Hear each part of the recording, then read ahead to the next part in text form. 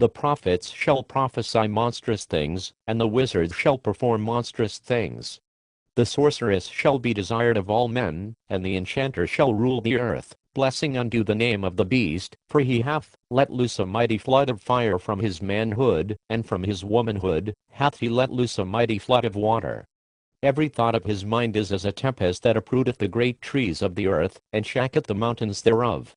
And the throne of his spirit is a mighty throne of madness and desolation, so that they that look upon it shall cry, Behold the abomination! Of a single ruby shall that throne be built, and it shall be set upon a high mountain, and men shall see it afar off. Then will I gather together my chariots and my horsemen and my ships of war. By sea and land shall my armies and my navies encompass it, and I will encamp round about it, and besiege it, and by the flame thereof shall I be utterly devoured. Many lying spirits have I sent into the world, that my eon might be established, and they shall be all overthrown. Great is the beast that cometh forth like a lion, the servant of the star, and of the snake. He is the Eternal One, he is the Almighty One. Blessed are they upon whom he shall look with favor, for nothing shall stand before his face. Accursed are they upon whom he shall look with derision, for nothing shall stand before his face. And every mystery that hath not been revealed from the foundation of the world he shall reveal unto his chosen, and they shall have power over every spirit of the ether, and of the earth, and under the earth, on dry land, and in the water, of whirling air, and of rushing fire, and they shall have power over all the inhabitants of the earth, and every scourge of God shall be subdued beneath their feet. The angels shall come unto them, and walk with them. And the great gods of heaven shall be their guests. But I must sit apart, with dust upon my head, disgrounded and desolate. I must lurk in forbidden corners of the earth. I must plot secretly in the byways of great cities, in the fog, and in marshes of the rivers of pestilence. And all my cunning shall not serve me. And all my undertaking shall be brought to naught.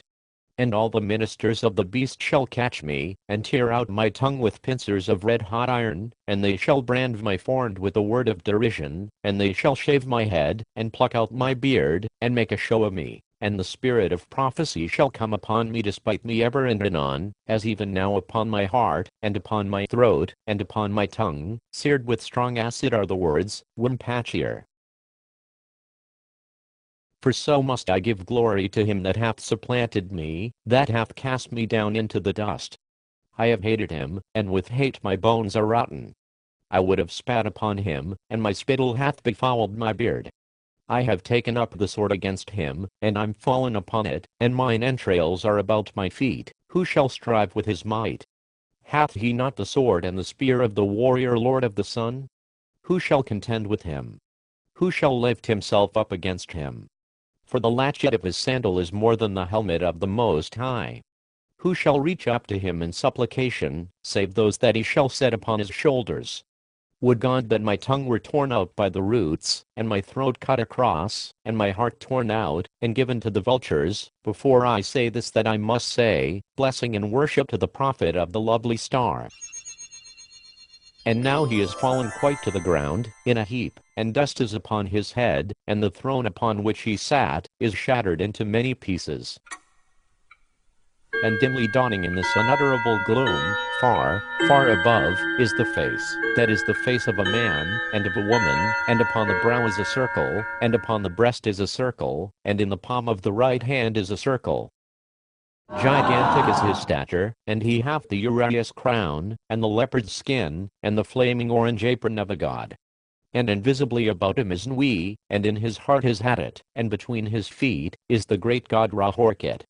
And in his right hand is a flaming wand, and in his left a book. Yet is he silent, and that which is understood between him and me shall not be revealed in this place. And the mystery shall be revealed to whosoever shall say, with ecstasy of worship in his heart, with a clear mind, and a passionate body, it is the voice of a god, and not of a man. And now all that glory hath withdrawn itself, and the old king lies prostrate, abject, and the virgin, that rode upon the bull cometh forth, led by all those angels of the holy sevenfold table, and they are dancing round her with garlands and sheaves of flowers, loose robes and hair dancing in the wind. and she smiles upon me with infinite brilliance, so that the whole ether flushes warm, and she says with a subtle sub-meaning, pointing downwards, by this, that. And I took her hand and kissed it, and I say to her, am I not nearly purged of the iniquity of my forefathers? With that she bends down, and kisses me on the mouth, and says, yet a little, and on thy left arm shalt thou carry a man-child, and give him to drink of the milk of thy breasts. But I go dancing, and I wave my hand, and the ether is empty and dark, and I bow myself before it in the sign that I, and only I, may know. And I sink through waves of blackness, poised on an eagle, down, down, down, and I give the sign, that only I may know. And now there is nothing in the stone, but the black cross of Themis, and on it these words, Memento, Sequor.